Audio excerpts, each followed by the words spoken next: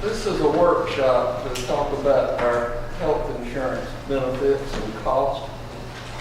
So I'm going to call this workshop to order. Ms. Rush, are you going to present this or Yes, sir. have at it? All right. I have a green folder that is up with all of you today, and that's your benefits and compensation information for where we stand right now. I also have a document that has a yellow front cover, and I want to start there, and then I'm going to go into healthcare. The document that has the yellow front cover is actually what they call the biannual audit from the Federal Department of Audits and Accounts. This has to do with our retirement system. This is completed by HA&W. It's sent here. We send it to our third-party administrator. It's completed. We fill out some basic information on where our financial advisor's address is, how many people are in our plan, and what IRS code we follow. And we have a certification of investment practices. And if you actually go through the document, you'll see that it says survey, so it gets a little bit confusing. It's not really an audit, it's more of a survey. In years past, generally we complete this because in June you went over with the LPL financial advisor, Jenny Nichols, all of your actuarial report. You get a quarterly update, which is what we're reporting on here. It's just a summary. And then this is sent in. As you can see, they sent it on June 20th. I got it back on August 7th. It's due on 8/15. As your plan administrator, I do not sign it. It actually needs to be signed by the chairman. And then it's just sent, but I wanted you all to see the finalized copy. And if I can answer any questions before it's sent, I'd be happy to do so. Well, I've read it because I was told I needed to sign it, but page 1 of 12, none of those are complete. No, we don't have any of those. We don't have any of those. This is not the section, it's a retirement plan survey. Now I can ask if they want to do that. They went and started with the section, actually go through page 1, there's nothing there. It's not that you don't have it, but if you turn it over, page 6, page 2, there's a number 6, that's where you are. Okay. So, That, it doesn't, the back yeah, of it. the back of it, yes. I just wanted to be sure it wasn't supposed to be something on page 1. Yeah, it's funny the way the document is said, that's just their page 1 of 12. You know, we don't hop in until number 6, which is on page 2. All right, well, if any commissioners got a question about it, they can ask it before I sign it tonight. Let's get into this other. Okay. All right, moving on with this. This is also your healthcare insurance renewal. I want to go over a little bit of what we have for right now, and we still have a week out for some of our quotes. First and foremost, in your packet, if you start with the left-hand side, I have a little orange tab on the bottom. You can lift these out very easily. This one with the graph on the front, that's your Patient Protection Act. Lovely little org chart that is. And in there, you have your employer mandates that we are required to do for January 1st of 2015. Just a few things to bring to your attention. In 2015, starting on January 1, all co-pays and co-insurance will all be credited toward the out-of-pocket maximum for every single plan. So that's one of the major changes. In the years past, when you were the doctor and you pay that $25, it never counted toward your out-of-pocket maximum, and it now does. In addition, employers that are over 100 full-time employees, which we are subject to penalty if we do not provide your minimum essential coverage guidelines, your minimum value requirement, and your full-time equivalent offering, and something called, of course, the dependent coverage, which is we cover someone up to the age of 26 if they're still paying on taxes with parents or guardians. Just in a quick review, your HR department reviews this yearly with your agent of record and United Healthcare and your attorney, just because we want to make sure that we are set, that we've met all the guidelines for minimum essential coverage. That's governed by ERISA, and we want to parallel ERISA generally, but we're not governed by ERISA, so that makes it a little bit easier. Just one of the things that minimum essential coverage, it does not allow us just to say we have disability coverage, accident coverage, critical illness, and indemnity. Even though we do offer all of those, that is not considered health insurance under this plan. The affordable for employee, just so you guys have an idea, cannot exceed for cost and coverage 9.5% of an employee's household income. Minimum value says that the health plan must pay at least 60% or more of the plan's total lab benefit costs that are anticipated for the standard population. So that's where we concentrate on. We look at W-2s, we look at how we count hours for a person having 30 hours or more, and if they're a full-time equivalent, and we manage that for you just to make sure that you're in compliance and you shouldn't be anywhere near a penalty. And I'm confident in the fact that we are not. So any questions on the mandates before I move on? So, Okay, are what they are. they are what they are. They're mandated. All right. When we go into health insurance renewal, just so you know, we are not really allowed to get a claims experience or our first review until about July 31st of the year. We did get something from United Healthcare beginning on July 28th, so we're pretty close to that date. If we do not decide on a healthcare plan by your next meeting, we run the risk of having what they call temporary healthcare for like a month where your rates can go through the roof, and that's one of the reasons why we push for this meeting so much. Thank you very much for your time today, because it is, I don't want to see us get something that's just astronomical and only have, and trying to pay that and then have to change it again. So You said our next meeting, next week. next week. Okay. That's all right. We can, if there's some of it that possibly if you want additional time, we could push to 9/9. And I believe that's your set for September meeting, not Tuesday, 9/9, what day? Our next meeting's gonna be on the 16th. Okay, 9/16. Herein lies the issue, is they have to put all of the books and everything together for your offerings. That takes 2 weeks. And then we have to enter them all by 10/1. So that's where we run into the time crunch. They have to be entered, and that pay and that premium has to be taken into account and paid on 10/1, so. Just wanted to be sure I understood the timeline. Yes, sir. All right. Doing our due diligence, not only do we ask for United Healthcare to put in their information, we do shop the market.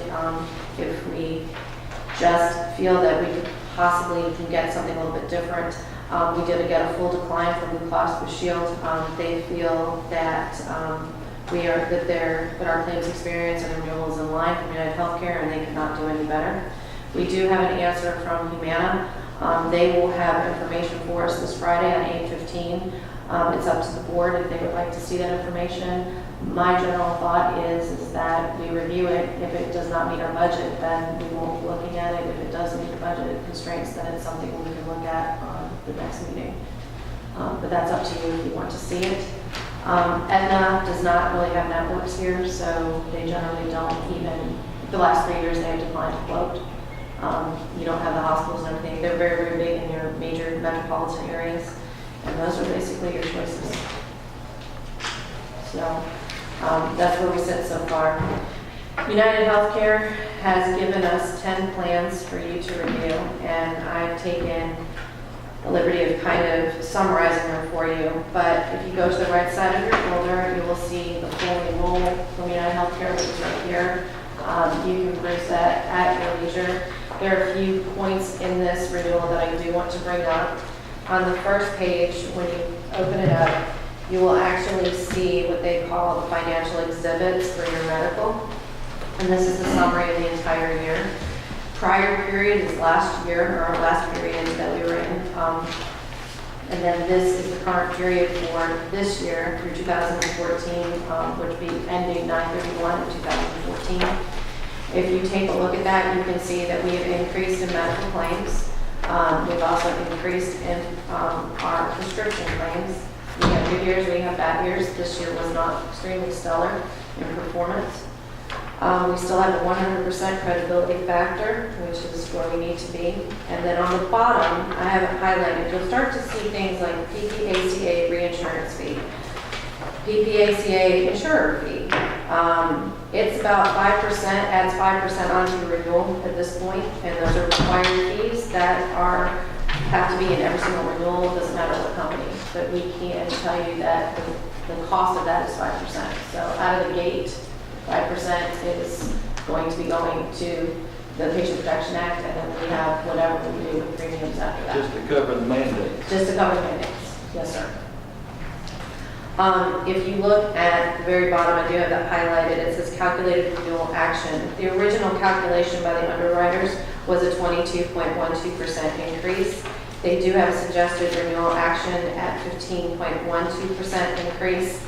And over the last few weeks, basically last week and a half, we've had a chance to review plans, and our final review for our current plan, the way it is and the way it's given, if we should stay with that, we are at a 10.6% increase.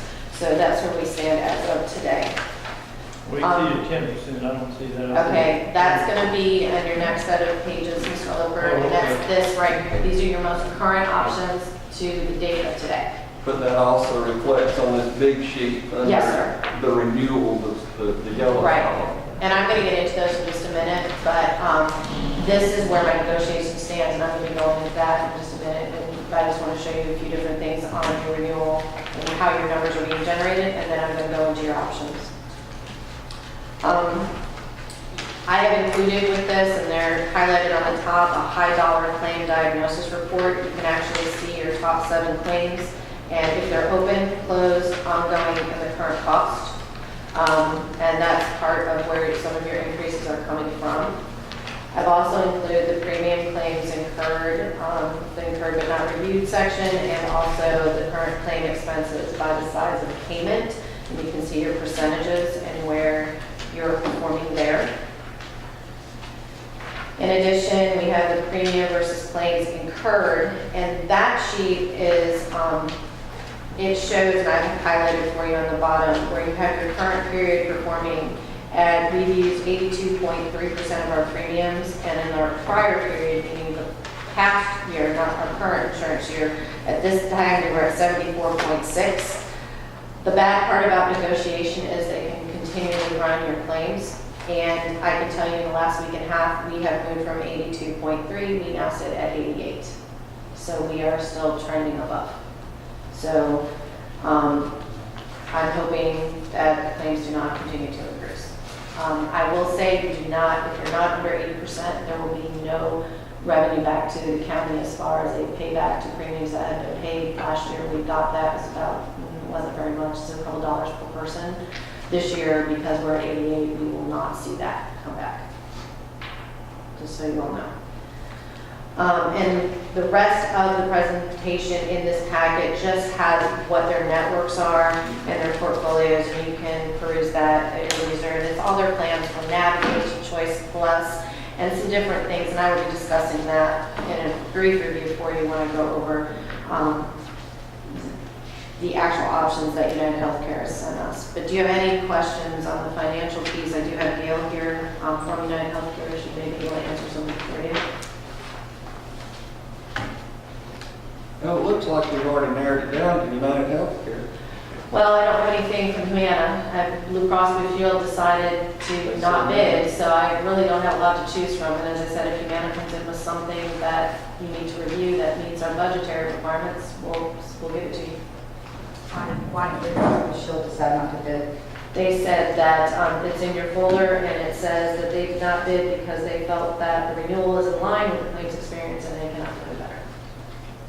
They respectfully decline. Respectfully decline. Provide. So I gave you a copy of that so you can see their answer. But they didn't feel that they could do anything better at this point. They probably don't like us anymore because they had the best plan one year and we turned them down, so they don't want to mess with us. Maybe, but they've been almost every year, so. Well, that's probably kind of the point. So,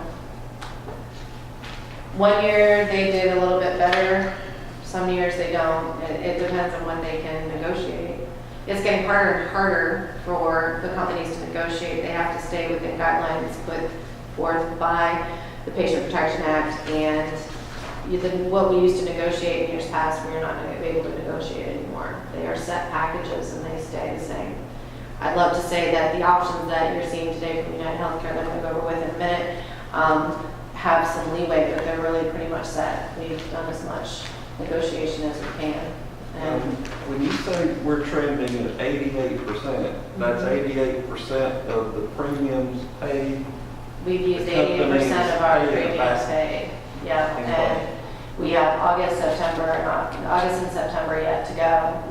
And remember, now take that 5% off for Patient Protection Act, so you only have 88% to 95% until they lose money on you.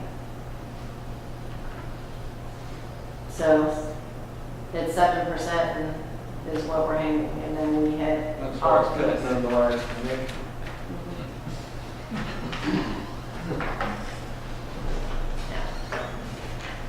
Gosh, I'm sorry, I didn't realize I was at a doctor's appointment. Oh. Getting straight on that. How fitting. It's 1:50 in Savannah. That's But, quite all right. So basically, I'll have to say this, Bob, when are you wanting, when are we needing a vote? I would like, we were just going over the timeline, and what I would like to propose is to have a vote by next week on at least the healthcare plan. We would like, because our following meeting is 9/16, and that does not give us enough time to get all the information and everything entered by 10/1. So what if we have other things that we want to price switching around and give us much time? When we go over this today, the options, as I said, the pricing, I mean, you can ask for additional options, and I can get them for you for the rest of the week into next week, as many as you like. The options that you see, there's about 200 more options for United Healthcare. I can tell you, you're going to pay more. No, I'm not looking for more. Obviously, I heard that we might get like a 10% increase, so I was trying to figure out if there were things that we need to look at to try to resolve that. Your current plan is at a 10% increase, and I have 9 other options that are below budget. So maybe we can find something tonight, or you can think about what you might like, or you can give me some direction on what you look for. So, You None say, other options are good. you say the first option is 10% above what we had. right, if you go to what I call the big map, which is this, I tried to put this in as un-Greek as I could get it. I'll go down, I'm just gonna go down your current plan right now, and you can see, and then when you start going with the colors, everything from yellow, pink, then there's like green, a blue, like a peachy color, and purple, all of that are options that fall within our budgetary constraints right now. All right, and except for the renewal, which is at 10.6, the plus 10.6, and that's your yellow column. So everybody following me so far? Yep. Okay. And everything that I've done in red, and I'm going to go over some just idiosyncrasies of each of these plans as you're thinking, those are where your major changes are. And yes, you'll see where we've negotiated changes. That's why there's so much red. If you see a blue, that's where we've made some improvements, kind of as for better or for worse, you're up here to pay call. Sometimes you can reduce something else or increase something else to get a better plan option, and that's what we've done. But what you currently have is in the white column, and that's what you're currently paying. And if you look on the very bottom of the sheet in red, that's your full premium cost. That is not what we pay from the county. That's not the employer portion. Your employer portion literally is at the top where it says, it's followed right across where it says medical RX, and you'll see E, which stands for employee, ES, employee spouse, EC, employee child, EFAM, which is employee family. And that's how much we are paying from the county perspective. So there is a difference between the two. Right. So, and then you'll see the annual premium costs, and you can see out of the gate, our budget sits at approximately $3,025,000. When you do approve the budget, and you see the health and medical costs, we do have some other things that we've in there. We have about $500,000, well, about $450,000 that we really can't touch. So that has taken that $450,000 out, and this is given a $25,000 buffer, and we're working with $3,025,000. You said 400,000 comes out as a cash reserve of some type? It's not really a cash reserve. We have to pay for our life insurance, and that's also looped in there. We have stipends that are looped in there, and we try to look at the cost of employees that are using them. It's about $450,000 that sits, that's unusable towards, because it's already taken up. Going to that. It's already going to that. The good news is that we did get a small reduction on life insurance premiums this year through Guardian, which is good for us. It's about $1 per person, which is not a huge amount, but reduction is good. But I can talk about that in a little bit. All right, so let me just show you what options we have. Every single option that United Healthcare has given you is on the sheet. All right, this is all 10 of them. I did not do all 10 because if they had a positive on the bottom, they have changed from current. If they were a positive number, I didn't put them here because they're going to overshoot the budget. I mean, we can't afford it. So they're here, and they're really not, we've taken pieces and parts in these other options. I know United Healthcare would love to say that we're actually going to go for one of the positive ones, but we know that we can't go there. To give us 5 options that are less than our, Yes, I gave you 5 options that meet your budget that are less than, and they'll have a positive increase to them. But of course, to get the options, you're going to have to make some concessions, and that's what I'm going to show you right now. So beginning with your renewal, as I said, it's at plus 10.6. That's your yellow column. Everything remains the same. You still have the 90/10 coverage and the 70/30 after deductible. You have in-network, out-of-network, $2,500 deductible. Still have a $25 copay, of course, $50 for specialists, and everything remains the same as you see it today. What we're paying for employer right now is $563. That would take us to $623 per month. So it is an increase. Now, option 2 that they've offered. The rest of these options are going to be 80/20, so you will know there are no 90/10 coverages left. This is the option 2, and it has a minus 4.8 to our current premium plan. Now, what I want to bring to everyone's attention is, this is what they call the Navigate network, and it's a very narrow network, all right? And in January, I can tell you they know that they were going to go down to 1 hospital. I do not know at this point what hospital it is. That's the risk that we will incur. Correct. There is, if you go out of that network, there is no coverage. That's the risk that you take, all right? It's nice that it's minus 4.8, but there's, if you go out of network and you go out of their network, and as I said, there's most likely going to be 1 hospital. So that means in many cases, where our area is, we're looking at Memorial or St. Joseph Canway, because the smaller hospitals won't be able to compete in that tier level for this particular plan. So that's going to, as you're thinking, this is what it looks like. Now, they kept the copay at $25.50. It's an 80/20 coverage. They were able to drop the deductible. So you're going from $2,000 to $1,500, and then the family deductible to $3,000, and they kept your out-of-pockets and everything the same. You see copays at your hospital for inpatient, outpatient. We do not pay that right now, and that's going up to $250. All right, urgent care remained at $75, and then the rest of it is just where your copays sit.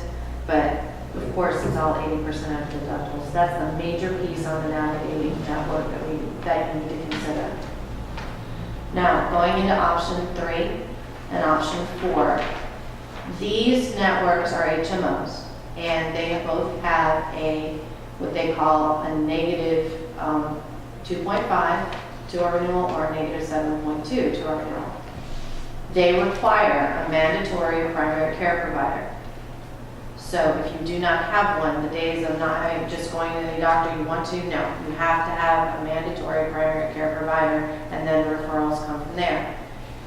If you are they do have an in-network and out-of-network option. Both of them do. I'm sorry, which one is mandatory?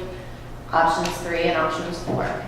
They're mandatory PCP network, and they're a little bit different in their coverages. We're going to go over that, but you have to have that mandatory PCP.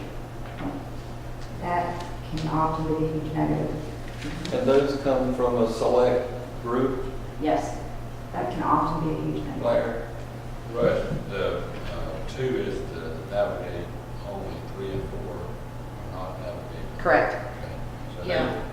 So, wait, Option 2, the navigate is the primary care, Okay. and 3 and 4, you do not. We have more of an option. Okay. that's right. So we have a wider network for 3 and 4 than we would under Navigate. Okay, so to be clear, the pink one is the primary care requirement. Primary care requirement and a very narrow network. Is 3 and 4 also primary care or not? They are not, okay. They are not, but if you have the primary care, you can get the referral, and they have a wider network to choose from, meaning they'll go back to both our hospitals. I'm not personally interested in, I won't vote for a requirement on primary care because Okay. that can really mess people up. I can. I agree with that. I agree with that. If there's anything to stay away from if possible, it's that. But that's why you. That's one doctor saying exactly what happens with you everywhere all the time now. Explain the difference exactly between the Choice Legacy and the Navigate. Choice Legacy is what we have right now. It's one of the widest networks. It includes Memorial, St. Joseph Candler, Mayo Clinic, Effingham Hospital, East Georgia Regional. It has all of our hospitals in our area in it. Because it has all of those networks, all the doctors that work underneath those hospitals are generally included. There's not a lot of doctors that don't have some coverage in Choice Legacy. I mean, they have just a very, very large network. When you have Navigate's a very narrow network. They work with one hospital. They're going to be working with one hospital and a certain set of doctors. So, for example, if you've gone to an internal doctor, internal medicine doctor with, let's say, Memorial Health, but the Navigate network, St. Joseph Candler wins that piece, you will have to change to St. Joseph Candler Precision, or else you will be what they call out of network, and then there's no coverage. So this sheet is wrong, we need to correct it. Is that right, where it says under this section, it says mandatory PCP under 3 and 4, and it doesn't say it under 2. We have mandatory PCP in our notes twice from Gail on options 3 and 4. No, it's So on, 3 only and on 4 the is Navigate. no PCP, 2 is. 2 is. So we need to correct this sheet, Okay. because if I don't do that now, I'll forget and I'll be confused. That's fine, I can get you a corrected version No, of I it. just want to be sure. So that again, it's measure Where you're seeing choice and navigate, okay, the pink one that says navigate should say mandatory PCP. But that's the narrow network, and it also has And mandatory then the PCP. next two need to say navigate. But that's a choice plan, isn't it? But it's not choice legacy, it's still a narrow network from what we have. The narrow, no, Choice Plus, the Legacy. Right. For the Choice Plus Advance, that's the network you have now. The choice legacy HMO is the same as the choice legacy. Okay. Right now. Okay, It's the network. so Let right me now, ask one at a time. The pink one should say PCP, is that correct? the pink one is the pink one is the Navigate network under the choice legacy HMO. They said it was primary care. There is a PCP, primary care precision, single network, Navigate network option on that, yes. It's a very narrow network, and you have to have mandatory PCP. Okay, that's what I'm trying to distinguish when I have to have a mandatory PCP. So under the number 2, pink, we should have mandatory PCP. Okay, under the green, what is it? That is the choice plus legacy HMO, which right now mirrors the choice legacy that we have. Okay. So Okay. right now, the choice legacy and the choice legacy HMO mirrors each other. Okay, so that's a good comparison to what we have with some cost down options. Right. Okay, blue, what should be under blue instead of mandatory PCP? Same thing that I just said, choice legacy HMO, just some different changes. All right, so those are the 2 that we did. The only thing that's wrong on 3 and 4, y'all, is it's not a mandatory PTP. That's right. But I want to be sure I understood what it is. And what it is choice and legacy, just like what we have. And it's the same network you got now. Okay. You got 3 and 4. Choice and legacy. Yeah. Choice legacy, when you're looking at this one and they say the network's at the top, and it says choice legacy insurance and choice plus legacy HMO, it's technically the same network. So that's the same as option 10, the purple to the far right. All are choice legacy. Correct. That's Okay, how Even about, though they list as 2 separate things, they are the same network. how about the peach one? The peach one is a buy-up option with the Navigate network, and I'll explain that because that takes 2 counterparts. Okay, so basically, the pink is PCP. If we're not interested in primary care, we throw that one out. I think I can throw that. And then the peach one. The peach one is a very unique piece, and I'll explain that if you want to do it. That has a mandatory PCP in one section and has a Choice Plus network in the other. Okay, so for I would be interested in 2 or 5 probably. All right. For my little simple mind, tell me why I would want to consider option 2 or 5. Okay, option Why would I 5, want to? I'm showing you because you have a discount. That's the only reason to use the budget. And Option 5, and purple is choice and legacy, that was correct also. correct. Okay. Now, option 5 if you want to point that one out, this is a little bit different. This is a navigation, it's a navigate network that has a buy-up option. And the only way to see the buy-up option is to look at this and look at options 6 and 7. Now, these that are listed as no coverage, that means you have a designated hospital in our area. But if you're out of town, Augusta, Macon, whatever, you don't necessarily have no coverage. You don't necessarily have no coverage if they're in the network, but also it depends on emergency or life-threatening, and if you went to emergency room and so forth. Gail can comment a little bit more on that. Yes, you do have emergency coverage. And if you're out of town traveling, it's emergency, but if you decide that you want to go to a hospital You in need to speak in my I'm gonna go sit over there, so you got a microphone. Well, the ones that heavily say no coverage are 2 and 5, which are, in my opinion, clearly undesirable. Right, but 5 has the option for the buy-up to number 7, which puts you, 6 or 7. You can buy up number 6 or you can buy up to number 7. 6 has the most increase, 7 has a 6.1% increase. As the employer, you would be paying for number 5, but you could buy up to numbers, the employee would have the option to buy up to the Choice Plus Legacy HMO and 7, and then I showed you what the buy-up cost is at the bottom. I think we'd be better served with our time to compare the ones that are most feasible to use this term. Actually, the buy-up is something we've asked for before, so. Yeah, but not on a more narrow system of a navigate system. But you wouldn't have the narrow, you wouldn't have the navigate. If you buy up. If you buy But if up. you don't buy up, you do. Correct. So when we can already save money on the other choices, I'm going to stick with one or the other. We have employees that might not understand. How complicated do we want to make it unnecessarily? All right. Larry's so- giving me a thumbs up. I agree. I don't want to make it complicated, it's worse for us. See, you like it better than I'm amen you, but I'm not throwing the rush under the bush. Yeah. What we ask Gail to do is give us choices. Yes. And so 5 is just a choice. If people were in that network and stayed in that network, Steve, but you're gonna have that, you always have to worry about that, they're not staying in that network. There's a bunch of reasons why.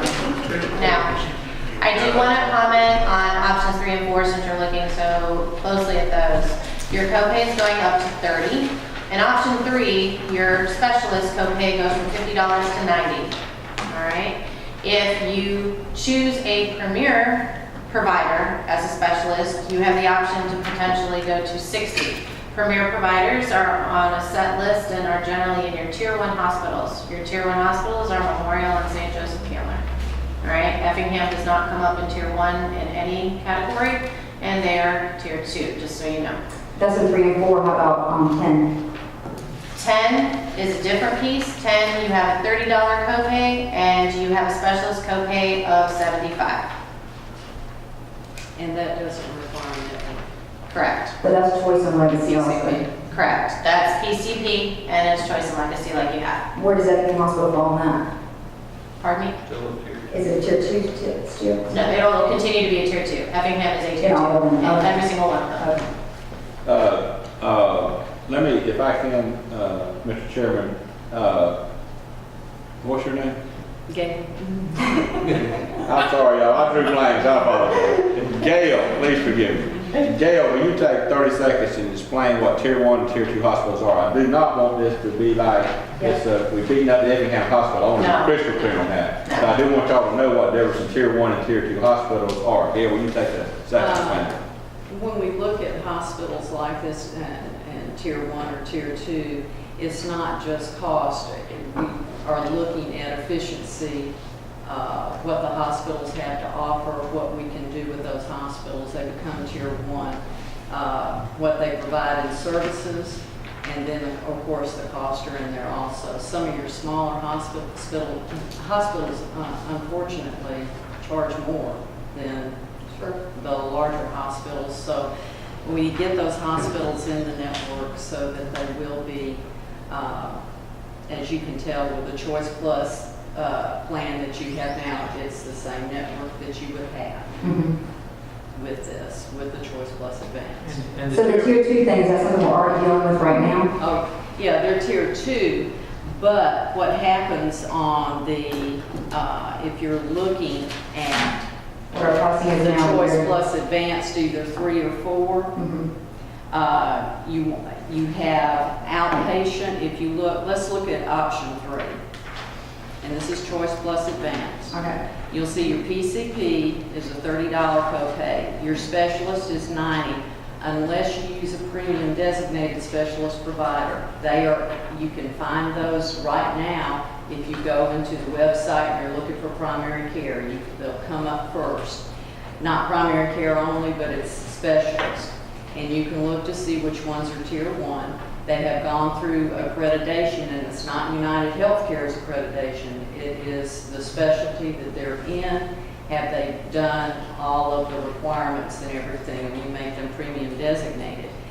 Because they will have better outcomes. They may not be your cheapest, but they have the better outcomes in the practices that we look at. And St. Joseph and Memorial in Savannah, They have doctors that they tier 1 and Effingham is tier 2. tier 2 hospital, yes. But these are providers also that aren't employees of the hospital. These are providers just like you have right now, that can be in the premium designated. And that's only for specialists that you either have the 90 or the 60 copay. Now, in regards to the inpatient, you're seeing $1,000 inpatient additional copay there when you go in the hospital, but you see a $500, and that's a designated network. That means if you're using a tier 1 hospital, your extra $500 copay it'll be $500 opposed to the $1,000 if you're using tier 1. And remember, the one thing when you look at all of these inside copays, the thing that comes up, remember, all of that now goes toward your out-of-pocket. You missed that. Your deductibles, all of your co-pays go towards the deductible. If you meet the out-of-pocket, Out-of-pocket, not deductible. so you're not paying like you would now. Straight. You could pay co-pays forever till the end of the year, even though you met your out-of-pocket. Now everything goes in. This is another reason why you'll see costs rise on plans, because the co-pays are now going toward the out-of-pocket, where you're getting 100% area quicker than what you're doing there. So the plans are taking on more.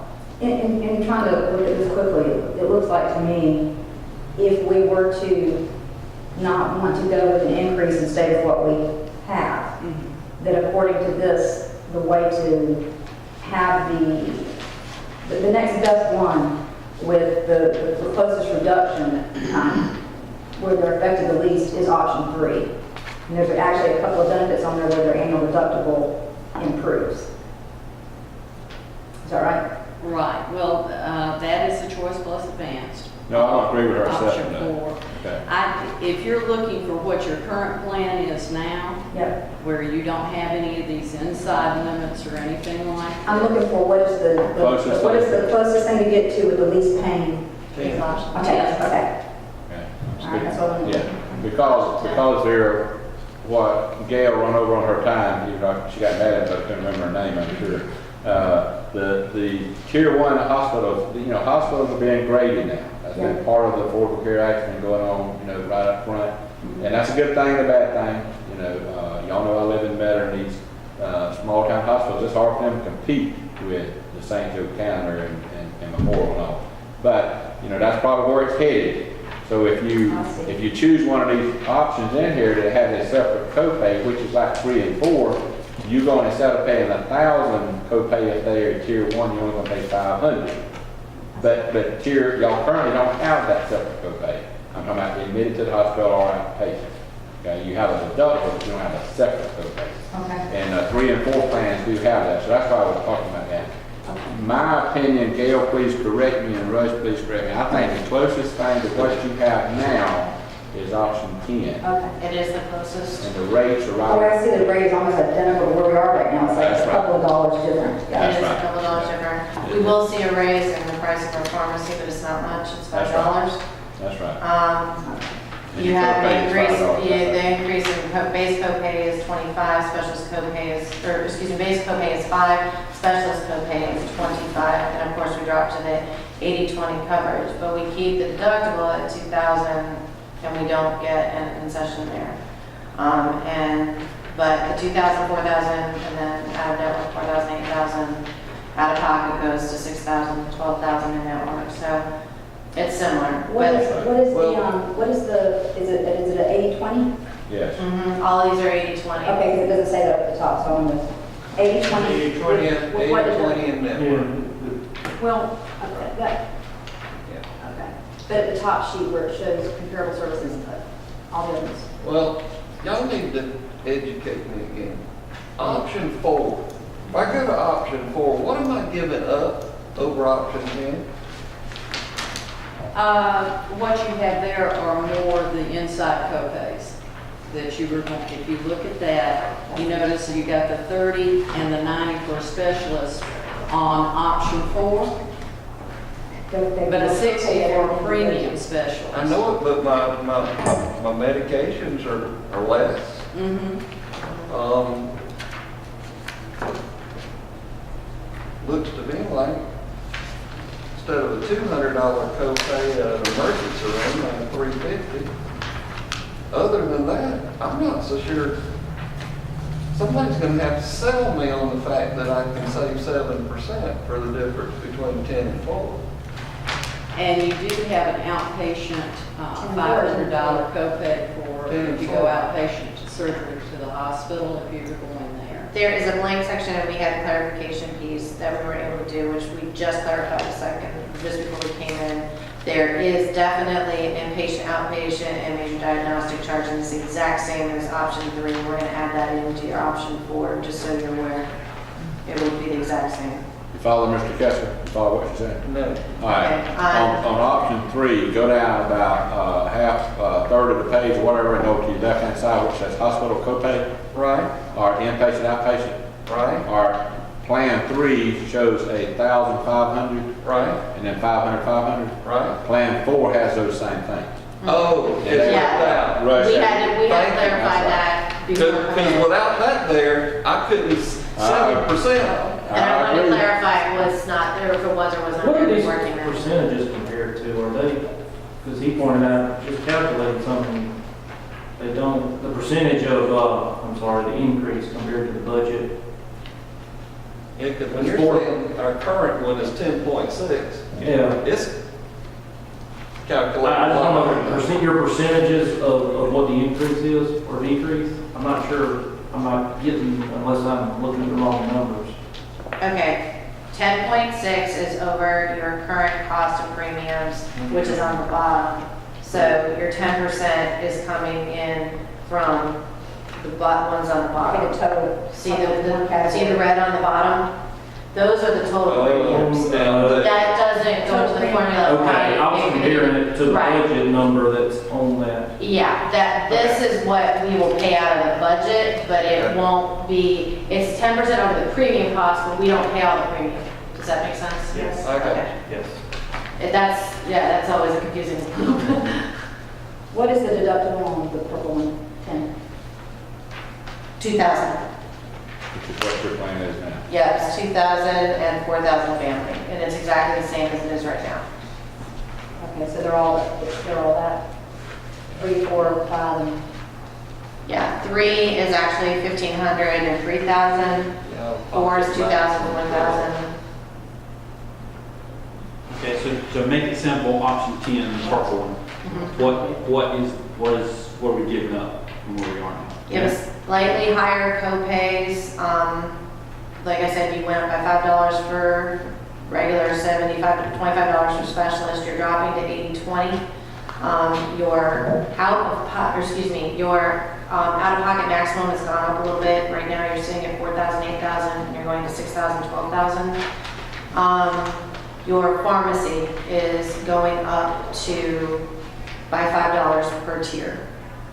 So 10 would be 15, 35 would be 40. Basically, the biggest thing is the co-pays are a little higher, Mhm. and this is from a 90/10 to an 80/20. and they're all That makes up the difference in the increase. Yeah, out-of-pocket maximums go up. The out-of-pocket maximums do go up. And what were you questioning as comparable plan, the difference that might not make this, which one were you questioning? 4. But all of this right here Fix that. is supposed to be there too, because Yeah. that makes a big difference. And it makes a big difference, but that's what we clarified right before we came. Because without that there, It would bother. 7%, no, that wouldn't bother me at all. So 10 will keep you in the budget and it'll still offer reasonable coverage. Yes. Keeping things very similar to what it is. Yes. Mr. Kessler, I'm with you totally. When we started getting these options, I like forward too until we clarified that. Because it was not bothering me, the 7%, I was sticking with that. But when you see that separate copay for inpatient, separate copay for outpatient, that's not good. That's in addition to your $2,000 up. That don't fit in real good right there. That's right. If we could save 7%, Then we're good. no, because I was looking at you, some of the copays were better. Yeah. Your maximum out of pocket. Well, personally, I can just say I'd rather not do an increase to the budget, but also take the plan which creates the least amount of pain or give up to the employees, and that's 10. And I don't disagree with that, Vera. As I said a while ago, that option 5 has got some merit, but then you're gonna have some confusion. And, you know, people's gonna say, well, I thought I joined this plan, and then explain day, and I didn't join this plan, and, you know, I mean, all that stuff. It's gonna show up. Everybody talks to everybody, and this one here gets theirs paid, so, well, how did, Right, and it'll depend on where you're well, you on. didn't tell me I could buy this up. I didn't. That's right.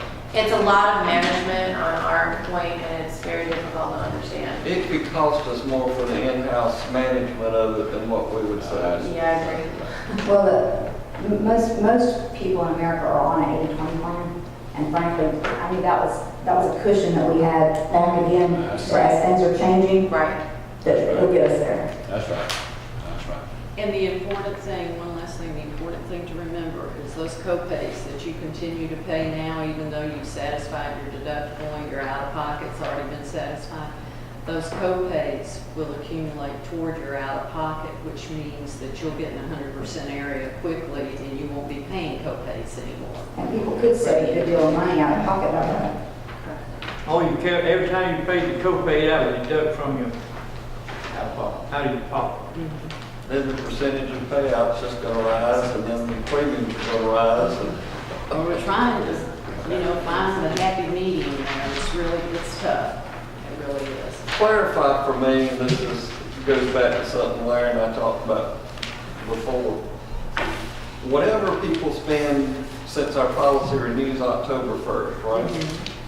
What we spend in for cost in the last quarter goes towards our deductible for the next year. Right. Okay. Yeah, any portion of the deductible that you satisfied during the last 3 months, from a charge incurred from 10/1 through 12/31, if it's applied to the deductible, it carries on. So we're next not year. losing anything for our renewal date being in October. Right, yeah. 15-month accumulation is still a state law, so that didn't go away with the Okay. ACA. So in order to be a good steward of your time, from what I'm understanding, for the meeting, you've seen your current, you've seen your renewal at the 10.6. We're taking out the navigate options, which I'm in total agreement with, but I did want you to see them. We're looking at option 10. Did you want to see option 3 or 4 up for an option at all for voting? And then the only outstanding piece is if Humana comes in with something that you need to review that is close to one of these options. Unless any commissioner differs with me, I think option 10 I is just saw. the only thing on If Humana, I say if Humana comes in with something close to this option, Then we'll see it. we'll look at that. All right, so I will put option 10 on the staff report with your base renewal, and then the rest of the information on your supplementals, which is what, if they're just bought by the employee. So, yeah, and I'll update you. I can just say so you know, from supplemental points, dental did go down, which we're very excited about. Short-term and long-term disability is also remained the same. We did not have an increase, and know about that. It went down. It went down? We had it today? Oh, yeah. Okay, never mind. Today, short-term and long-term disability went down. See what I mean? What I knew yesterday does not work today. And then we did get the decrease in the insurance, so life insurance. So I'll have those numbers for you as well, and we'll be able to see them. Well, to whoever can answer this, Gail, Larry, this isn't going up for me. No. Can it come down? We'll try. Oh yeah, we still fight. Oh, yeah. Right up to the last minute. Even if you voted right now, I still beat up whatever name is over there. But, I think you're getting close on this. Russ did not know what I just corrected on the, when I was walking in a while ago, the, Guardian, which is y'all's basic life that y'all pay in short-term, long-term, all those came down, and the dental and all, we got all those down 6% over what you're currently paying. Second. What you're currently But paying. those are all employee paid. No, the life and the basic life. The and basic short-term. life that we pay, Okay. And that so. saves y'all money. Yeah, it saves your employees on the dental, that's exactly right. Dental and vision employees pay. That's right. But it saves y'all money on the other side, that's right. Over current, not increases over your current rates we got right now. Well, we're fixing to talk about millage in a few minutes, so we don't have any extra money. So anything you can bring it down under this, Gail, would be. That's like, I have to go back to the powers that be. Well, maybe you might have come in with a, you never know. you know, what incentive, I mean, does United have to lower a rate unless they've got some competition? Well, that's very true, but then our claims is what's killing us. Right. It's not necessary, the competition definitely is there, you're exactly right. But then the competition, just like you saw that email from Blue Cross, when they looked at y'all's loss ratios and the claims, they said, we think you're getting a good offer, and that was based on the 22% increase. Okay, so we were able to basically wind up at a 0 or whatever it is, 0.02 or whatever it is, you know, without moving but a couple things around, and that 80% is Ms. Barrett has been shown said, and Mr. Steve said, that's been on the table 2 or 3 times for the last 2 or 3 years, getting that from 90 to 80 or I was something. about to say, this is getting down to what I understand was kicked around 2 years ago. That's right. Well, we did, but a couple years ago, it wound up that it came in at 90-10 was a better deal then. That's right. It was the management of the dual plan, that's what we're paying And for. if you can pull that rabbit out the hat again, that would be fine. I'll do my best. But thank y'all very much for the opportunity to allow us to work. Because here again, they wouldn't have to rewrite all this stuff and all. Just think of all the bookkeeping that you could save. You know, federal government should get it. No, never mind.